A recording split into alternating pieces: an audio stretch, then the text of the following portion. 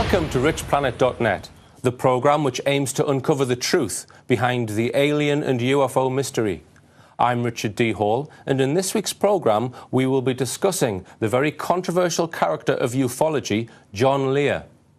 Before we get the discussion underway, let's just take a close look at some of John Lear's claims. John Lear is one of the most controversial figures in the world of ufology. On the surface, some of his claims seem outlandish to say the least. The moon is hollow and has an engine inside it. There is an intelligent civilization living on Mars. The planes which hit the World Trade Center were holograms. There is a huge alien spaceship within the rings of Saturn. And there is a cure for AIDS, which is being kept secret. Dig a little deeper and you will find that John backs up all of these claims with well-reasoned argument and describes his sources of information. And add to that his credentials, which are second to none.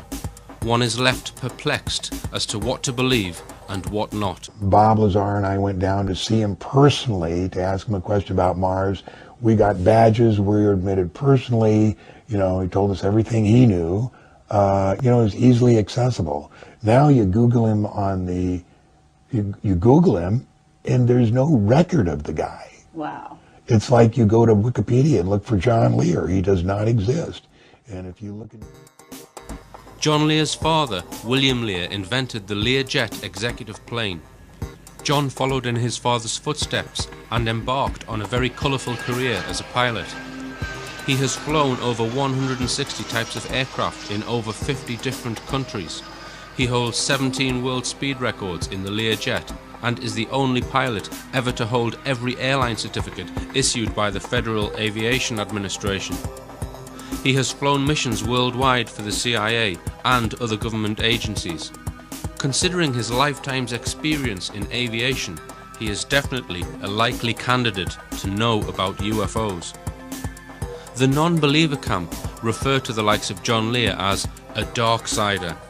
This is because many of the claims are almost too shocking to contemplate, such as the existence of huge underground secret facilities where extraterrestrials keep human prisoners and carry out gruesome experiments for their genetics programs. Over the years, his views have split ufologists down the middle like a hot knife through butter. How many of John Lear's claims are true? All of them? None of them? The answer probably lies somewhere in between. To help me unravel some of these claims, I've invited two very learned friends to the studio. We've got Dale Bolton. Welcome, Richard. Welcome, Dale. And we've got Jed Dunbar. Welcome, Richard. Jed. Welcome. Now, I met Dale and Jed at, it was at a NASA, not a conference, it was a NASA presentation in Manchester. Yeah. And I found it a little bit boring myself. Any comment on it? Well, they were just like androids when we spoke to them, wasn't they? We asked them questions and they didn't want to answer the questions, did they really? There was... I think they were mostly here on a PR trip. PR more trip, than yeah, but anything, don't answer any correct questions. Yeah. I don't think they were interested in actually any serious science. I think it was probably aimed at sort of like the 11, 12-year-old group. Yeah, I got that impression as well.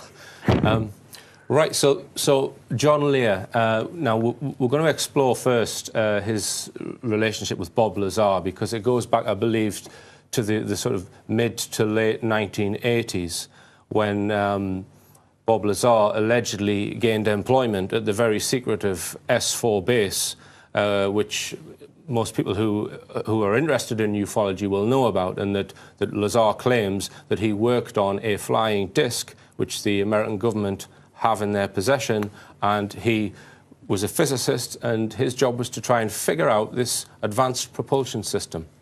Now, I think you're a believer in this, Jed, are you not? Yeah, I find Bob Lazar a very compelling witness, yeah. Okay.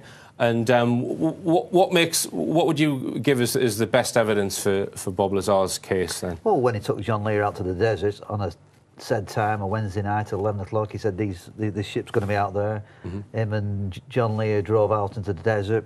Sure enough, it were there. The aircraft, what they saw out there, we don't know what the aircraft was, but there was something there. Mm-hmm. Because that was the night, it was always a Wednesday night that they allegedly tested Wednesday the craft. because that was the quietest night and the quietest time for the highway, so not many people would see it. And Lear actually claims that he witnessed this disc through the telescope. Yeah, he took a large He said it was hard to telescope, keep on it because it kept moving around quite fast. And it definitely wasn't a conventional aircraft, because conventional aircraft don't fly in those sort of parameters, 45 degrees, 90 degrees, and stopping instantly. Yeah, I mean, I find Lazar very, very credible. And I also find the physics of the description of the propulsion system credible. But there are doubts, aren't there, Dale? Well, the point is that again, this is no slight on the UFO phenomenon, which I firmly believe is true. But it's just some of the things that you know, when you hear Bob Lazar being interviewed, perhaps by more serious journalists rather than just on talk shows, which are, you know, looking more for the information about, you know, his experiences with UFO and at S4, etc. He always seems to be pretty vague about how he ended up actually working at Los Alamos Laboratories. And in fact, he doesn't actually say that he worked at Los Alamos Laboratories. And in principle, he could have been working in any job, from the lowest right the way up to a top physicist.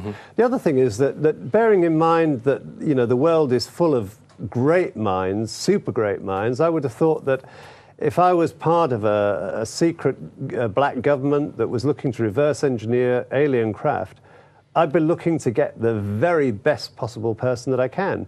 And here suddenly Bob Lazar pumps onto the scene.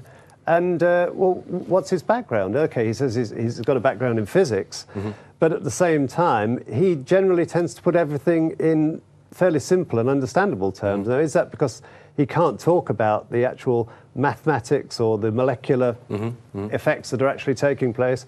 Or is it that he's just trying to make it simple for everyone to understand? And that is the main, I would say, that is the main debunking argument, is his educational background. Would you agree with that, Jed?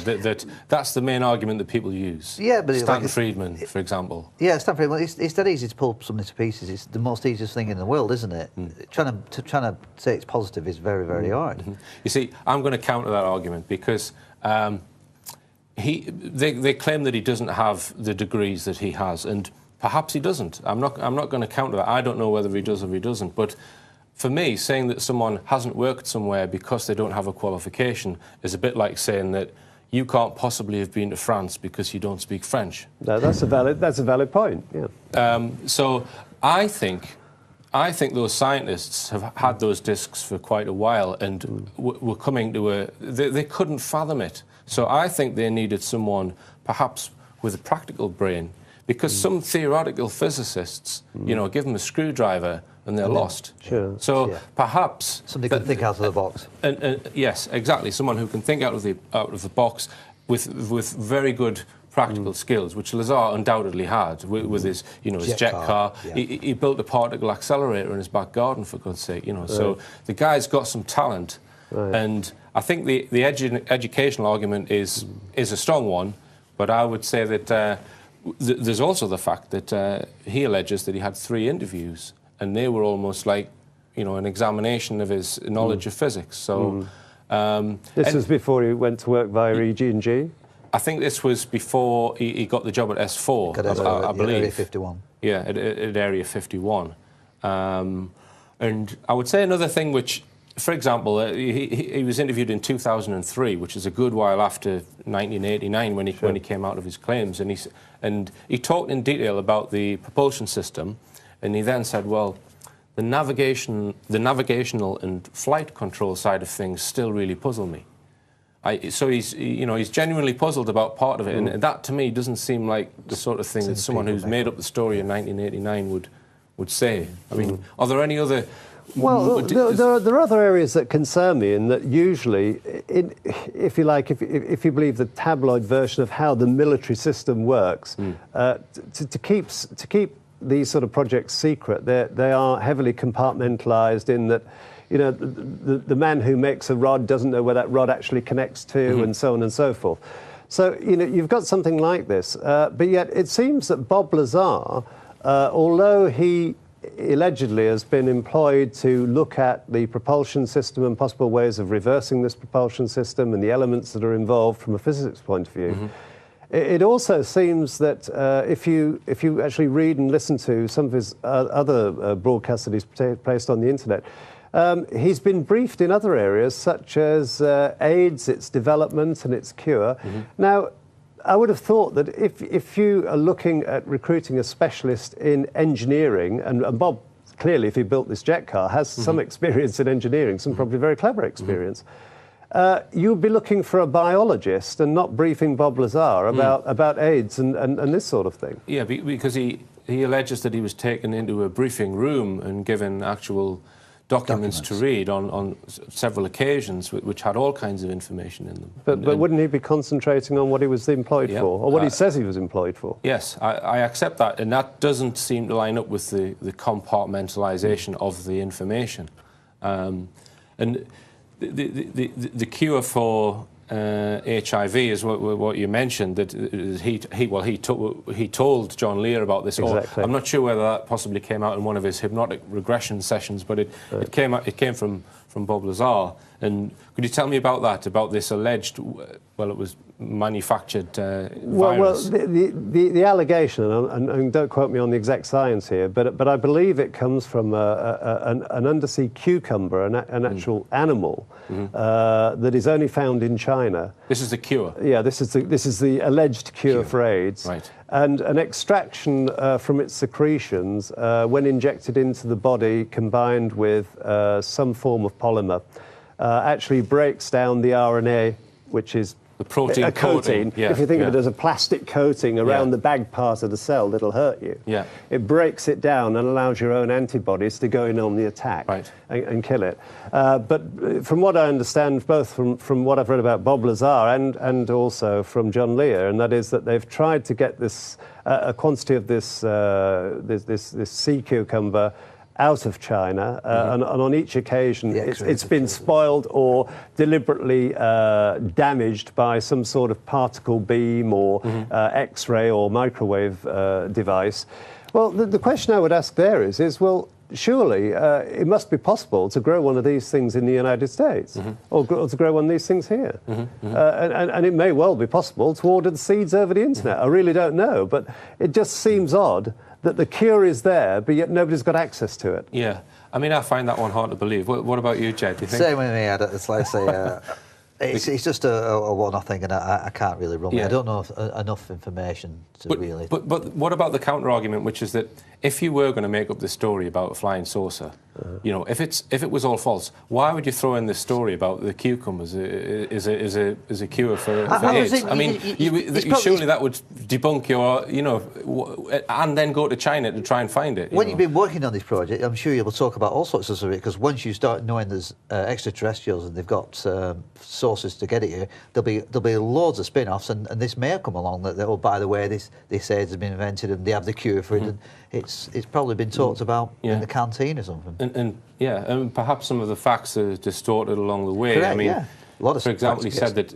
he actually named the guy who designed the virus. He was a naval doctor. Naval doctor. And I think he went to try and contact this guy as well. I don't know whether he managed to, but you know, it seems.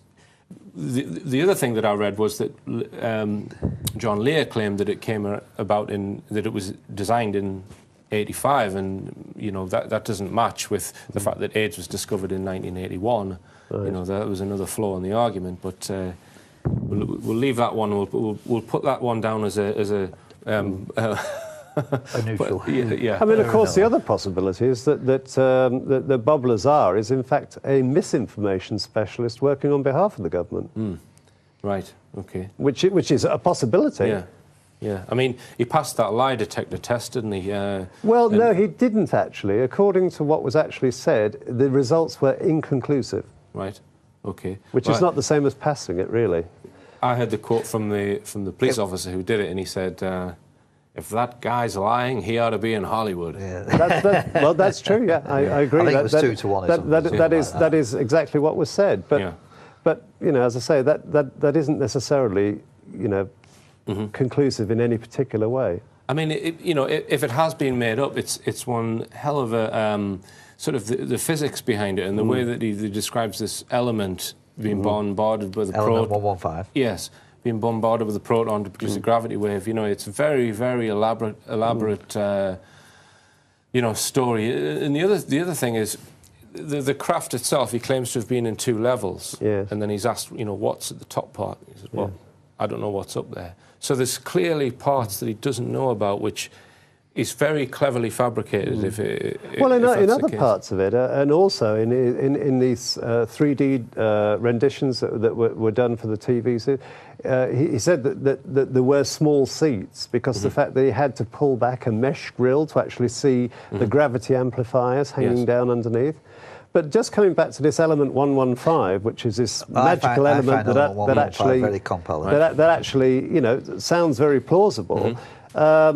This is where I have problems, because on the one hand, you know, one statement that Bob makes sounds extremely plausible, and then on the other hand, it sounds very implausible. Right. Now, one of the claims are that the aliens have done a deal with the government in exchange for whatever privileges, and they've been given £500 of this element 115. Yeah. Now, Bob actually says very clearly that this element has an extremely short half-life.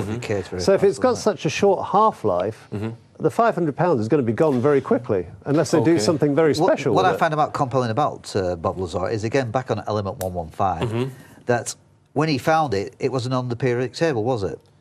I believe not. And then later on, now it's been proven that element 115 exists. So where did if he could make something up like element 115 and then suddenly they find it, I'm sure that helps his story. And another thing about the short half-life, Dale, I think that 115 doesn't have the short half-life. I think it's element 116, which when 115 is bombarded with a stream of protons, it produces 116, and it's 116 that produces the gravity wave, which has this short half-life. So I think it's an island of stability, I think they call it, where you have the periodic table where as elements get heavier, they get less and less stable, and then they're completely unstable. But then you go a bit further, and they call it an island of stability. And I think the other thing is that it's a specific isotope of element 115 that claims, which they've never managed to... They can answer that question, can't they? Sorry? If there's any physicists looking in, they can answer that question. I'm sure they could. But also, Bob in his first broadcast with George Knapp, which I caught a long time ago, he actually describes the craft in a slightly different way. He says that there are gravity amplifiers hanging down, but he said the propulsion power for the craft is an annihilation reactor, which uses antimatter. But yet, of recent things where he's talked about the power supply for the craft, he's talked about element 115, 116, but there hasn't been any mention of this annihilation reactor. So how much did he actually find out about how it works? Yeah. Who knows? Who knows? Does he know how it actually works now? He was off the project, wasn't he? Got taken off the project. But it certainly sounds plausible from, you know, when you go into the physics of the gravity wave. And I think... there are the other proposed methods of anti-gravity propulsion are different to the one that Lazar proposes. A lot of them have spinning superconductors, for example, which is where you get the alleged vortex ring under massive pressure. Well, let's move on then to some of the other claims, some of the darker claims about the underground bases, because obviously S4 is an alleged underground base, 4 levels, I believe. Now, one of the things that Lear was involved with was the publication of these Dulce papers, and which basically alleged that there's a huge underground facility in the Archuleta Mesa, which is an area of New Mexico, where there's this underground base shared with ETs and humans, and they're doing all kinds of genetic experiments on human beings. There's hybrid beings being grown in vats and all of this sort of stuff. And what's your take on that then, Jed? Area 51 and S4, I can believe it. What actually is down there, if you want to move on to Phil Snyder, what he believes is down there, and he's well documented on the internet and on YouTube. He's got the videos out there. I can see, but how deep and... Phil Schneider was just fill us in on who he was, Jed. Phil Snyder is a guy who was a geologist, supposedly working for the government on underground bases. You can go and check his background, it's all there.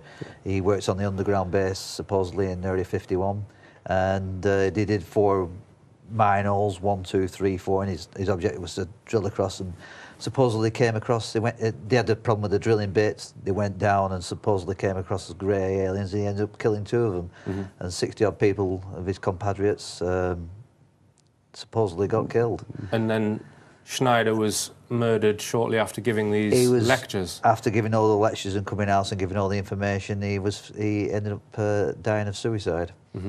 And what do you think, Dale? Do you think? Well, he did have cancer, by the way. Yeah, I mean, this is by no means discounting what was said, and I'm sure that the military do have a lot of secret underground bases, and I think that maybe they're not underground for some, secret hellish reason, but I think they're practically underground to basically stop Russian spy satellites from seeing what's going on. Because, if there's any way of them finding out, what America is doing in terms of projects, they'll do it. The only problems that I have with Phil Schneider, and that is that, and this also ties in with anyone revealing that UFOs and ETs are real, and that is that usually if people see a ghost, they're afraid. Now, Phil Schneider, the very first time he sees a UFO, and it goes down this hole and sees an ET, his first reaction is to shoot it and kill it. Now, first of all, if I was an ET, I'd want to keep away from these Earth people because they seem pretty dangerous to me.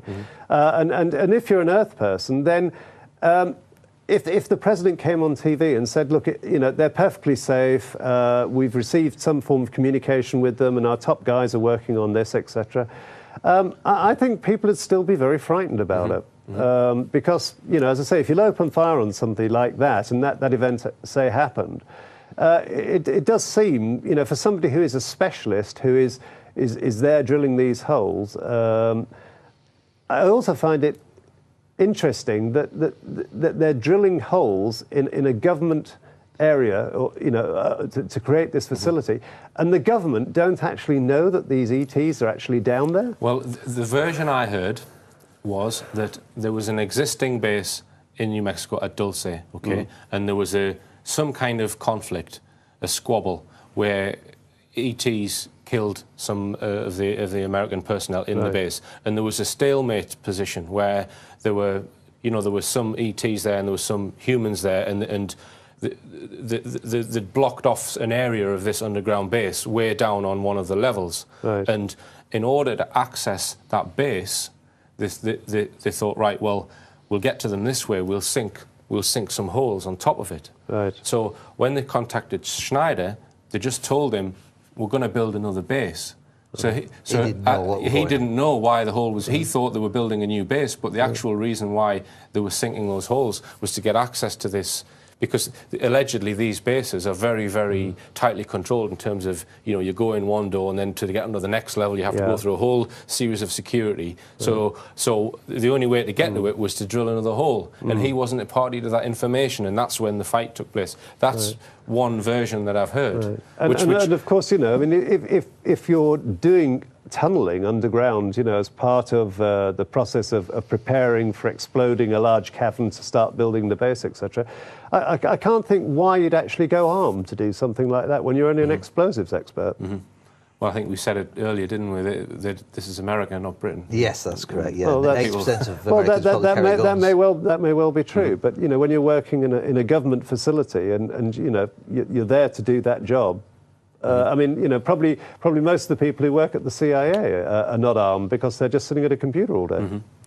And much of the information about the Dulce base came from this Thomas Costello character, which nobody's ever met, and it was relayed to John Lear through this Mr. X.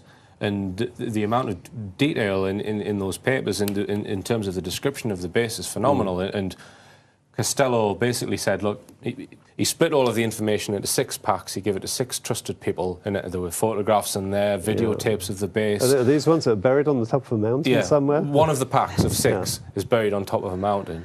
Somewhere. And then Costello, allegedly, he then said, well, if I don't contact you over 2 4-month periods, then it means I've been bumped off. Therefore, I want you to publish the contents of these packs. But there are allegedly 6 packs, and none of them have been found. And I also read that one of them has actually got one of these alien weapons in it where you can actually point it at someone and levitate them off the ground. Right. It has different modes on it, or you can I didn't know vaporize them. And one of the packs has got, you know, actual alien technology in it. Right. So. And how did he manage to sneak all this stuff out of a really high security base? Well, I mean, he was the security. He was the security guard. So I guess if you're the security, then you. Yeah. In fact, I believe he was a technician who worked on the cameras. Right. So he was involved in security and moving people around the base. I think he only had access to certain levels. Yeah. But did he not mention also that I think it might have been at S4 or Del See, but at the bottom level is fully controlled by aliens, and that they have some sort of molecular transit system where they can literally jump into it like in Star Trek and come out. Rooms and they came out. A general went in and came out in Australia. Yeah, that was. And Mars. Is it Deacon, Henry Deacon? So like a Stargate type thing. Yeah, I mean he's fairly recently came out with that claim that there's a gate basically from say S4 to somewhere in Australia. In Australia. Yeah. And of course there are these secret, you know, CIA-run bases and NSA-run bases in Australia. That have also, you know, seen some very unusual events. And witnessed by very credible people. So the teleportation aspect, that brings us on to theories of the moon and Mars. And John Lear is very famous for examining photographs of the moon, which have been published by NASA, which seem to have bits airbrushed out on them. And I think Richard Hoagland is somebody else who's looked at that. What are your opinion on bases on the moon, Jed? I've spent a lot of time researching on the internet. There's a lot of information out there. And there's a lot of pictures out there, and you can go on and look at them yourselves. And there is definitely lots of anomalies on the moon. What's been blanked out, and you can see why they blanked them out. We don't know. There is a chance that it could be military hardware, couldn't it? They could have put the stuff up there, and they just don't want people to see the military hardware. But there's like the Malai Tower and things like that. The possibilities are there. It just means more research, but I think there's definitely something going on in the moon. Okay. And what about you, Dale? Well, John Lear says that he managed to get a hold of a particular original negative which showed alien structures on the moon or structures of some kind. But the thing that I understand is that when you've got these orbiters that are taking pictures of the moon, they don't have a bit that breaks off and sends a camera back where you develop the film. It's all sent digitally, isn't it? You know, by a radio signal. So how could you have a negative at NASA's end? They would all be just digital printing, wouldn't they? Didn't they? Right. Yeah, I've never thought of that actually. Well, the person who always springs to my mind with this is Carl Wolf, who was in the Disclosure Project, and he just seems like the most honest person in the Disclosure Project. I mean, it could well be that to mass produce them, they actually turn the digital print, like you do when you're making special effects in movies. Although you start off with movie film, which is 16mm or 32mm film, you'll actually convert that into a digital film. Do the special effects, then convert that back into celluloid, which then goes out to the movie theatre. So, I could argue it the other way and say, well, John Lear managed to get a hold of one of those. But I still haven't seen John Lear's picture where I could get a 6-year-old and say, what's that? And they'd say, that's a building. There's nothing... Because if you're told what it is, you're now conditioning yourself to actually look for that, as opposed to just looking at the picture. Yeah, I mean, I guess there's always somebody who will check them before they're issued for the sale to the public. And I guess that occasionally, if they have been messing around with them, there's something that they haven't quite covered up very well. Like, something... There's obviously something there, but you don't know what it is. It's obviously been airbrushed. And there are examples of that where they've obviously tampered with it. And there's another case that John Lear mentions where they are actually shrunk it down to a thumbnail, and then they've airbrushed the original, but because they thumbnailed it, they didn't airbrush the thumbnail, and so the detail came out in the thumbnail. I thought that was quite clever. But of course, when you put any picture like that through Photoshop, type devices on your computer, and you enlarge it enough, eventually you start to see individual pixels. And if you look at those, they're basically horizontal and vertical pixels. So depending upon the resolution that you're using, that can appear like a grid pattern. Yes. Like street pavement, or like a runway, or just about anything. Yeah. But I haven't seen anything. What I try and do is I try and look at these pictures without reading anything first. It's a picture of something on the moon. Can I see it? Yeah. If I can see it, then there's clearly something there. But if I'm told where it is with a big yellow dot around it, I think that's trying to influence me. So have we got a consensus on this then? Because I think there's some kind of structures on the far side of the moon. There may well be. I mean, it'd be the perfect place to watch Earth from, wouldn't it?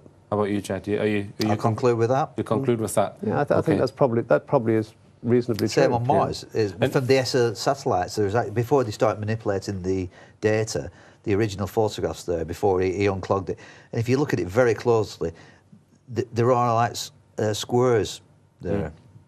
Don't know what they are, but there's definitely something there. If you look at the satellite imaging, before they start, like Dale says, messing with the Photoshop, which quite like Dale says, it could actually cause anomalies, couldn't it? And if they are building structures, are they ours or are they theirs? Well, judging by what they could appear to be, they look closer to the Mayan type temples, or pyramid type things, rather than something that we'd build, which you would imagine to be to have more of a technological look to it, or use more metals or something. Whereas these things look as though perhaps they're the remnants of something that has been there for an awful long time. So you think they could just be remnants, albeit, let's say, that some ancient race that had technology to get to the moon? Do you think that they're in current use then? What would your guess be on that? Are they ruins? Well, I mean, presumably, if they were in use, the fact that there are a number of, probably tens of thousands of large enough telescopes in private hands, that you see, like Patrick Moore has got in his back garden, where you'd be able to actually see, alien craft taking off from the moon, or alien vehicles moving around the moon, or maybe alien signals being sent, which you can pick up on your shortwave radio, or via some other system.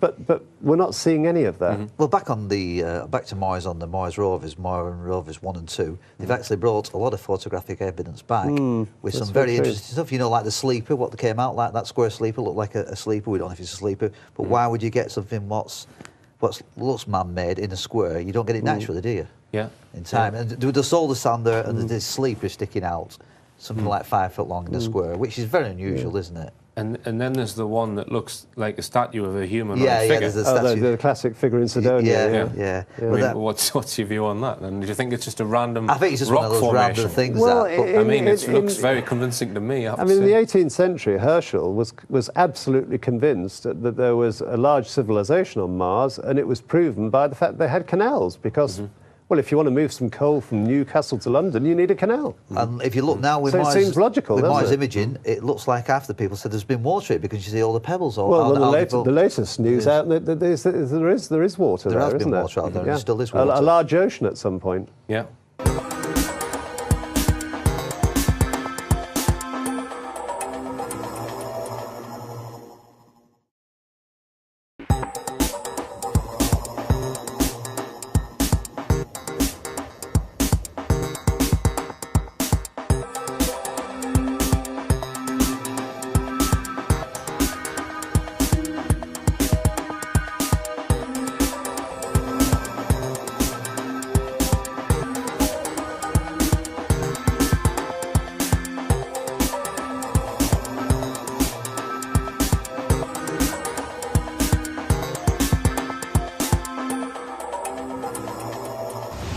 What do you think of the, because they tried to, allegedly, they've tried to find water on the moon. And then suddenly India comes up and finds it. In order to try and find it, they've crashed a satellite, into it. And then apparently we were told that you would be able to see the plume through a bog standard telescope. And what happens? Nothing. Yeah. Well, Patrick Moore couldn't see it.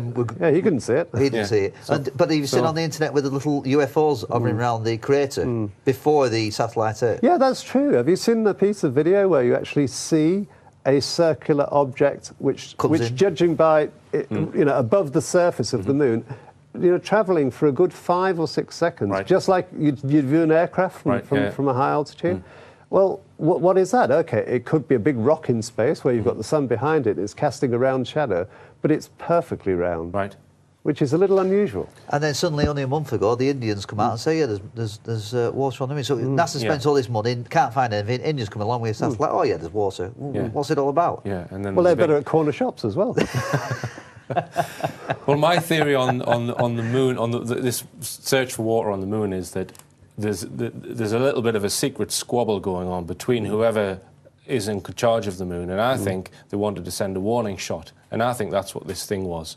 And I think they've launched it, and the cover story was, well, actually, we're looking for water, but they're actually taking a pot shot, and whoever is in control of the moon, ETs or whatever, have gone, oh, here comes NASA, and they've popped it out the air, and they've disabled it, so nothing hit the moon, I don't think. But they never answered it. Why? They said, oh, there's going to be this big blast of stuff, and nothing. It was going to be miles high. In fact, there were even people saying that you might be able to see it with a naked eye. So why Dale did they not see any dust coming up from the moon? When this is the other thing as well, and that is that, does it seem a logical thing to do where you've got this civilization that's able to move between star systems, and you start chucking rocks at them to annoy them? Yeah. It doesn't sound a very sensible thing to do if these people could potentially be hostile. Well, I completely agree with that, but there are many cases. For example, the Milton Torres case of 1958, where he was ordered to shoot down the UFO moving around over Ipswich. And I think the military have this gung-ho attitude. But do you think it's to grab the UFO more than to shoot it down? Yes, I would agree. It's about acquisition rather than destruction. Yeah, absolutely. And I think these orbs that appear around crop circles, I think they're trying to catch whatever they are. Yeah. I mean, on the way down today, we were talking briefly, and it's only recently I've become aware of the fact that in the 1940s there was a major attempt to shoot down a UFO over Los Angeles, where there was 1,500 shells fired at it, and it remained in position. There's actually videotape. It's clearly lit up. It's a black and white by searchlights. Yes. And it's held in the searchlight. And after firing 1,500 shells, they couldn't even bring it down. Yeah. So, you know what I mean? I've heard that, the Roswell event, that was some kind of shoot down, or perhaps an advanced form of radar system that interfered well, who with it. knows? Maybe our radar is the equivalent of a death ray to a UFO from another planet. Which just disabled all their complete flight systems. And since then, they've learned by it. Okay. Now, let's move on to 9/11, because that's a whole... let's move on to global warming. Now we've got some backup. Now, John Lear's claims on global warming, on 9/11, a few years ago seemed maybe a little bit implausible, but I'm coming on side with him on 9/11. I mean, are we all in agreement that passenger airliners didn't cause those two towers to disintegrate? I think that the passenger airliners did hit the towers. Whether they were controlled or flown is another matter. Yeah. I think that the towers were deliberately brought down, that they had to fall, and they had to fall a particular way, and that was pre-designed. But as far as, John Lear's view of it is concerned, that there may be many ways of making that happen. I'll just fill the audience in on what John Lear's view is on 9/11. He believes that there was an energy weapon fired from space onto the towers, which basically made them almost sort of dissolve. There's some kind of reaction that our known scientists don't know about, and turned them to powder effectively, and affected many other things around there. And he also believes that what we saw on television when we saw the planes going in, that was a combination of CGI effects, so that some of the live images that you saw were actually a plane had been superimposed on an image, and a combination of CGI and actual holograms projected into the sky, and that no actual plane hit the tower. That the hole that you see in the tower that the plane made, there was a whole lot of explosives that caused that hole, and the hologram or the CGI image was put on top of that, because apparently there was only 2 live cameras broadcasting when the planes hit the tower from 2 helicopters, Chopper 5 and 7, I think it was. Every other image that you and I have seen of the plane going into the tower wasn't live, so it could have been manipulated. Right. So anything can be manipulated. There's plenty of evidence on the if it's true or not is very hard to say. But I mean, if you're going to be a government and you're going to go to the trouble of doing something at that major level to have a good reason to go and attack our terrorists that exist in the Middle East, particularly in Iraq, although there's no connection between Iraq and actually 9/11 anyway, it appears. Not at all. Or Saddam Hussein, there's no connection between them. But the point is that, you know, if you're going to do something like that, it doesn't seem a big deal to go and smash 2 aeroplanes into a building as part of the effect. But it is unusual that we can't find the engines to these planes. Yeah. Well, you can find the passport, though. Yes, you can find a passport. You can find the because passport, no problem at all. That's not made of titanium. That's why you can find it. Yeah. Of the dead terrorists who then turned out to be alive. Oh, they're alive, yeah, and they're who don't seem to have actually logged in when they boarded the plane anyway. You ask 100% of people how many buildings fell in New York that day, and what would they say? I think most people would say 2. Yeah. And how many fell on that day? I think sort of 3.5 at least, wasn't it? 3 fell on that day. Yeah. So there was another one that was seen to be sliced in half as well. Building 7, never even been hit by an aircraft.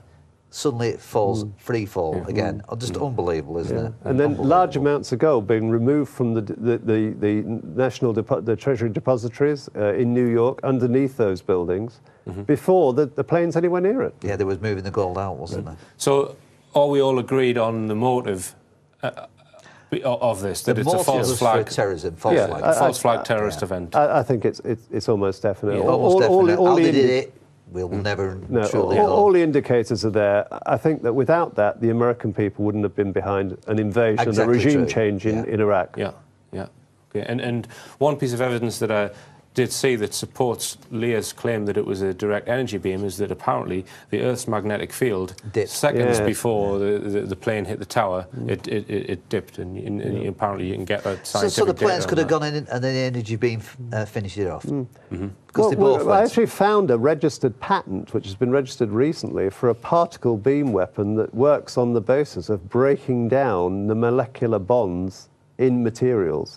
So basically it's almost like pulling apart the atoms that are holding something together. And if you do that, then everything turns to dust. Yeah. You know, so something like could have been used in principle. Yeah, because there's arguments over whether there was high heat involved or not, or you know, and as you say, it's possible that this reaction. It's like a Klingon disruptor, you know, like that. It's a bit like a nuclear.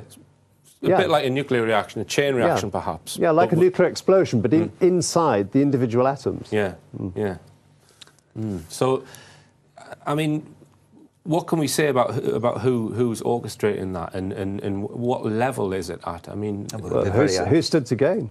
Sorry, who stands to gain? That's the question, isn't it? And who do you think stands to gain?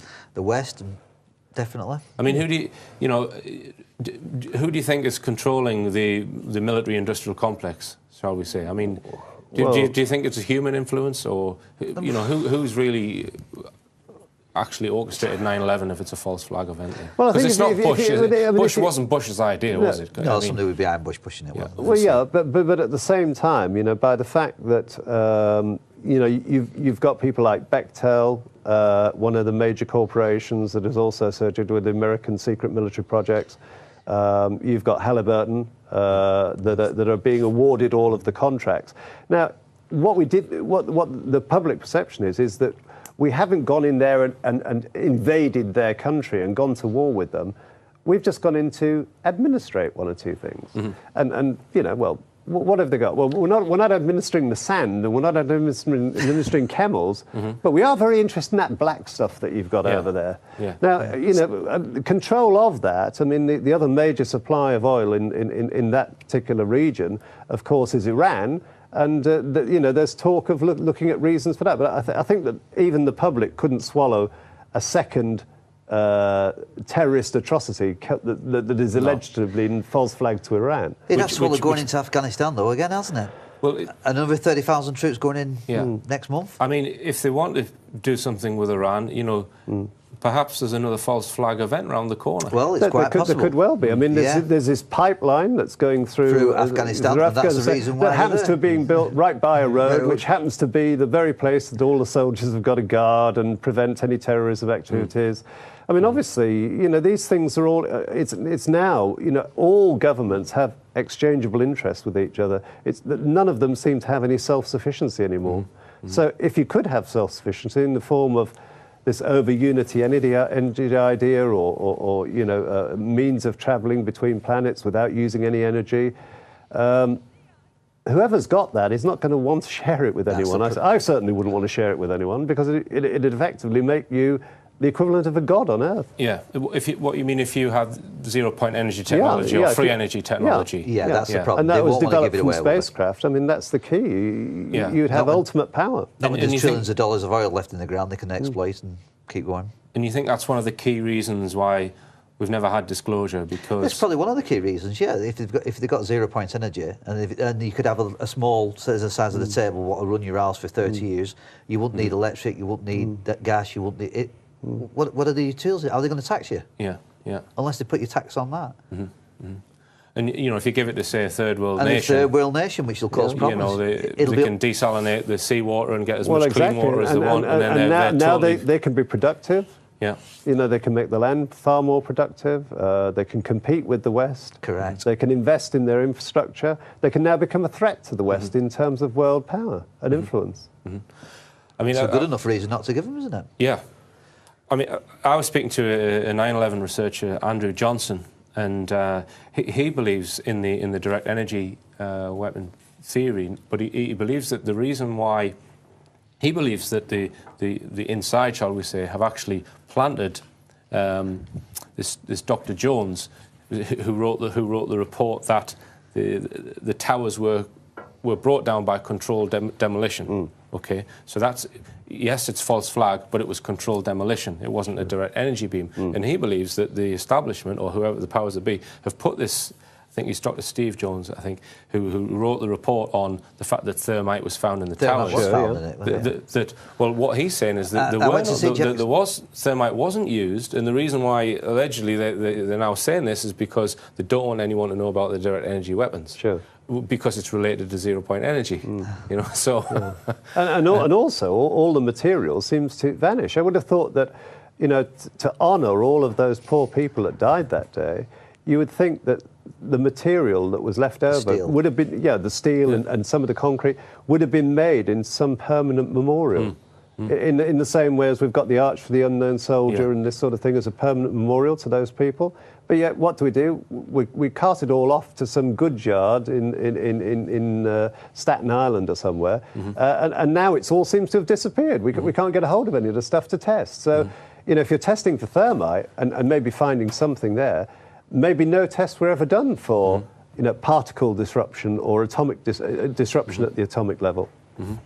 Yeah, and then there are the other buildings as well. You know, the Pentagon, which is a, you know, I mean, apparently that 80 cameras were and never got one picture. You know, had some view of that event, and every single one of them has been confiscated, and the FBI will not release. Not releasing under freedom of information. Why will they not release the videos? Why? Just the reason why they won't release them. They won't even. That is terrible. It's because it wasn't the passenger airliner. No, it was probably a cruise missile or something that hit it. But yeah, it's I mean, apparently there was a woman whose desk wasn't far from where the impact was. That's correct. A naval intelligence officer. And then she actually walked out of the hall. Yes. And then she went to hospital or something, and she said, "Well, I didn't see a plane." I said, no, you did see it. That's right. And then the taxi driver, the poor black taxi driver guy who says, "Oh, I was driving down here." No, you wasn't driving down here. When they went in, and they went back, and he says, "Look, this is too big for me." And his handmates on it. There are a lot richer people, and the poor guy was under so much pressure. He didn't know if he was coming or going. Yeah. But I mean, another interesting thing is that in I think it was in the 1930s, a B-29 bomber in fog actually flew into the side of the Empire State Building, right, and only damaged 2 floors. Yeah. And they literally, this thing's sticking out the side of it. They built some better Now, okay, admittedly, it's not a jet and it isn't carrying heavy, but it's still a big lump of metal, substantially built, hitting a building that didn't use anything like the sophisticated technology of the Twin Towers. So why would you get away with, a plane flying into that building? That's no problem, but flying into a much moderner, better constructed building, and then it falls like a pancake. Yeah, and it resists the laws of physics on falling as well. The picture that is implanted on everyone's mind is the one where from behind it goes in like a knife going into butter, and it gets all the way in before it explodes. And now there's steel columns on the outside, not to mention the inner core columns, and they're aluminium wings. Yeah. There's no way aluminium can slice through steel. No, they're just crumpled. So something's not right with that particular. And the collapse of the building itself, the official explanation that 110 floors pancaked one on top of the other at free fall speed, it's pretty preposterous. And it's amazing how this isn't. Why these views are just on on this channel. Truth for 9/11, isn't it? Now, Truth for 9/11, with all the scientists and the pilots are behind it now, and structural engineers who are saying this is wrong, and they're getting a lot of if you go and check. But if it was ever proved that government authorities were involved in some rogue element of the government, that these things happen from time to time, or some disgruntled agents of the NSA put together this operation with drugs money or whatever, if ever that was found out, it'd call into question the whole system of what is democracy in America. It could result in another revolution. Yeah. Bring it on, I say. Okay. Well, let's just talk a little bit about UFO disclosure, because I think, we've touched on it there as to what one of the possible reasons why we're not getting disclosure. And you hear rumours all the time, this is a hint that we're going to get disclosure, Obama's going to appear on the TV, and the date keeps going forward. Yeah. And I don't believe any of that. I don't think it's round the corner. I don't know about you guys. No. I think we'll see it in our lifetimes. You think we'll see it in our lifetimes? I'd like to think it was. Certainly with the amount of cameras that are around now and the amount of small TV stations that are all over the place, and the fact that every cop car has a camera in it now, I think there's a much greater chance of getting some really firm evidence that's going to be nigh and impossible to deny. Yeah. And that may force the hand a little bit, but I think that there are potentially a lot of dangers in revealing the fact that you've been lying to the public for the last 50 years. Yeah, I couldn't agree with that more. And what about if they are here? Why are they here? I mean, what are the motives of ETs, and why don't they make themselves obviously visible? Well, if ETs could be God, couldn't they? They could be overlooking us, genetically engineering us. Which is one of the things, to get back to John Lear, that Bob Lazar told him, that the human, the human's genetics has been modified, I think he said, over 60 times over the years, and they are. I think Lear came out with a very interesting thing that he said. He said that we are containers. I think Lazar said that the humans are for containers. Instinct. And he said, although I don't know containers of what. But Lear claims we're containers of souls. And that apparently the Greys, their programme is to engineer and look after the containers, and they don't have any responsibility for the soul. That's another department. It's another department or another race. But let's say that they are. I mean, through the abduction programme, because that's if they are tinkering with our genetics, then it's via the abduction program. And the abduction program, I go, how do you feel on the abduction program, Dale? Well, I mean, you can look at the abduction program and the animal mutilation programs as well, because they're pretty much the same thing.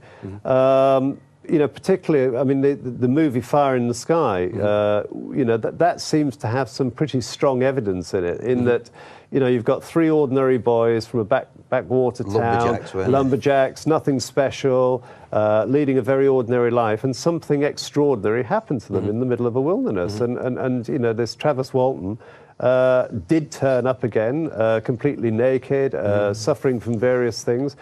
But the point is what are they tinkering with? Because I mean, there's talk about eggs being taken from women, and you know, if you've got that much technology or that much technological advancement that you can design a system for occupation of a planet or modification of an existing ecosystem, you know, for the planet and the people that are on it, then why would you need to do primitive things like grabbing people and, you know, cutting them open with laser scalpels or whatever, and then sealing it all up afterwards and not really leaving any evidence apart from unusual marks on the skin? And I would have thought that they'd have, you know, Star Trek type technology where the whole thing could be done at a nano level with a probe of some sort. You see, I would say that they obviously can't do it at a nano level. If you could do it at a nano level, you could basically build anything, couldn't you? Yeah. You know, from absolute scratch. You could just give a person a pill and it we're keeps educated reporting. and advanced. Why do we go into the jungles and study chimpanzees? Yeah, that's true. Why do we do that? Why do we study chimpanzees? Why do we go looking at dolphins and try and talk to dolphins? Why? Because we're educated. Yeah, we're going to spend all the time talking and does to it bother us cutting them open and examining them? Correct, yeah. And of course, David Attenborough, you know, when he, you know, studies baboons or whatever, he always hides behind a rock. He doesn't make himself visible. Because as soon as he introduces himself into their life, their behaviour changes. Yeah. Yes. As ours would if an ET was introduced. Exactly true. So there's that argument as to why they don't and then, of course, themselves. you've got the other argument of the fact that 90% of the planet has a perception of some form of spiritual God. And you know, if suddenly President Obama or another president comes on TV and says these things are real, they come in peace, here is one of them standing next to me, etc. You know, we come in friendship. I think that a number of people are going to ask questions like, well, hold on, wasn't man created in God's image? So who are these guys? And does that mean that God doesn't exist? And are these people actually devils? Are they sent by the devil? And you can get this cascade of hysteria going Real on, problems. which destabilizes a lot of people because you know, a lot of people don't have a lot of meaning to their life without the religious element to it. It gives meaning and purpose to their lives. Like I said to you before, Richard, if the book came there and I read the book and I found out exactly what's going on with ET, I'd probably look at it like that, look at the position on Earth, and I'd be like that. Put it away and forget it. You probably let it go, but I would say, what a nightmare this. Just you shut the book, put it back down and carry on. This could cause more harm than good. It's like, you know, if the absolute truth was known. If absolute truth, you don't know how deep. It could be very, very deep, this subject, isn't it? Very, very deep. That's why half the people don't want to know about it. They're that busy running around their lives trying to make 6 and 7 add up. And what do you say to those people who've got a sick child and say, these people are so advanced, they must be able to save my child? No, sorry, they don't know about that. Oh, so therefore they don't want to save my child. Well, let's kill them then. Yeah. There's, you know, you open that Pandora's box. Now, how do you deal with that? How do you deal? Because people are still very much emotional, aren't they? Sorry? We want to know, don't we? That's we want to know. Well, give us 10%, we'll be happy with that. 10% of the truth, we'll be happy with that for the time being. You see, what you mentioned church, and a lot of people go to church, you know, or whatever group they belong to, for some kind of spiritual comfort. Comfort, And for me, I just think religion is based on lies, and that's why I study UFOs, because I think the real truth lies in this subject. You're probably right. But the comfort that they feel is not a lie. Yeah. So therefore, if it's true to them, does that make it true to everyone, or does it have to be true to everyone because it's true to them? I mean, human truth and physical truth are two different things, aren't they? Yeah. You can let them live their lie and leave them alone, you mean? Well, you know, if somebody can be comforted by a blanket, then why do you take it off them and say, grow up? Yeah. Deal with it. Just deal with it. You're 3 years old, just deal with it. Yeah. Well, on that note, I'd like to thank both of you. It's been a fascinating discussion. It's been great. Dale and Jed, thank you very much indeed. Thank you, Richard. Thank you, Richard.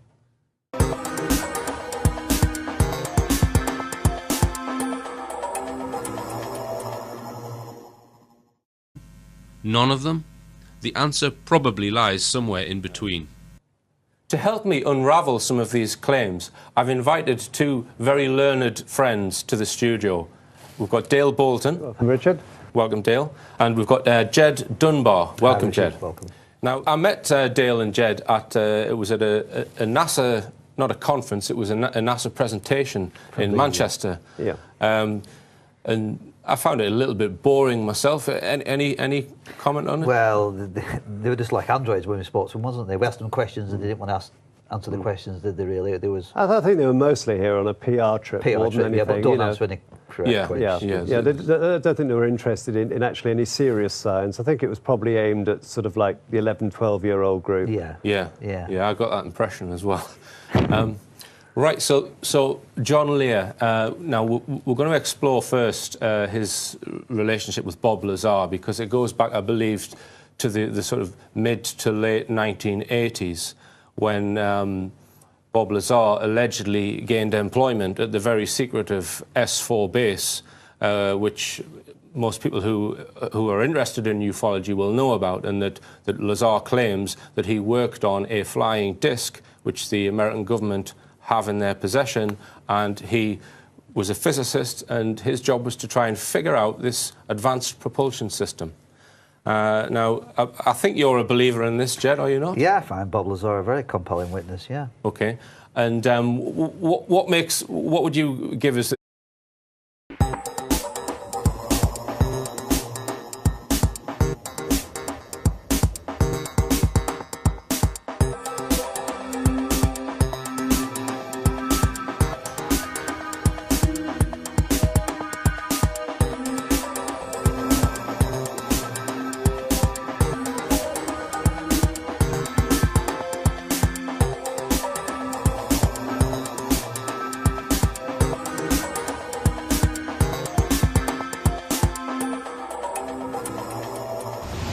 Welcome to richplanet.net, the programme which aims to uncover the truth behind the alien and UFO mystery. I'm Richard D. Hall, and in this week's programme we will be discussing the very controversial character of ufology, John Lear.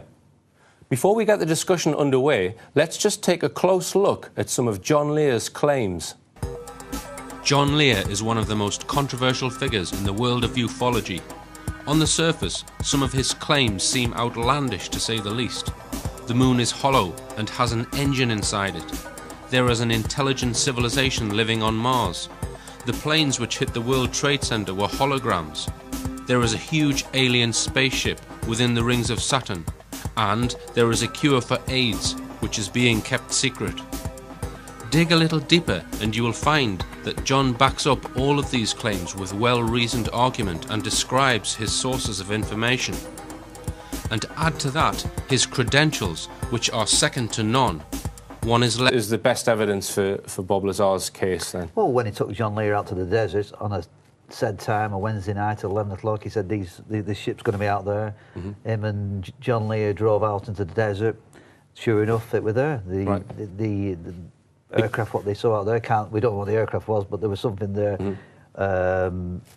Because that was the night, it was always a Wednesday night that they allegedly tested Wednesday the craft. night, because that was the quietest night and the quietest time for the highway, so not many people would see it. And Lear actually claims that he witnessed this disc through the telescope. Yeah, he took a large He said it was hard to telescope, keep on it because it kept moving around quite fast. And it definitely wasn't a conventional aircraft, because conventional aircraft don't fly in those sort of parameters, 45 degrees, 90 degrees, and stopping instantly.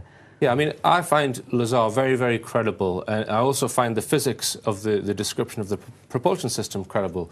But there are doubts, aren't there, Dale? Well, the point is that again, this is no slight on the UFO phenomenon, which I firmly believe is true. But it's just some of the things that you know, when you hear Bob Lazar being interviewed, perhaps by more serious journalists rather than just on talk shows, which are, you know, looking more for the information about, you know, his experiences with UFO and at S4, etc.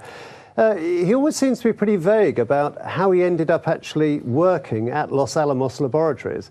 And in fact, he doesn't actually say that he worked at Los Alamos Laboratories. And in principle, he could have been working in any job, from the lowest right the way up to a top physicist. The other thing is that bearing in mind that, you know... Left perplexed as to what to believe and what not. Bob Lazar and I went down to see him personally to ask him a question about Mars. We got badges. We were admitted personally. You know, he told us everything he knew. You know, it was easily accessible. Now you Google him on the, you Google him, and there's no record of the guy. Wow. It's like you go to Wikipedia and look for John Lear. He does not exist. And if you look at... John Lear's father, William Lear, invented the Learjet executive plane.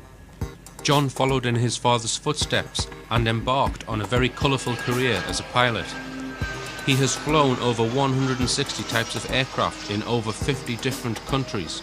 He holds 17 world speed records in the Learjet and is the only pilot ever to hold every airline certificate issued by the Federal Aviation Administration. He has flown missions worldwide for the CIA and other government agencies.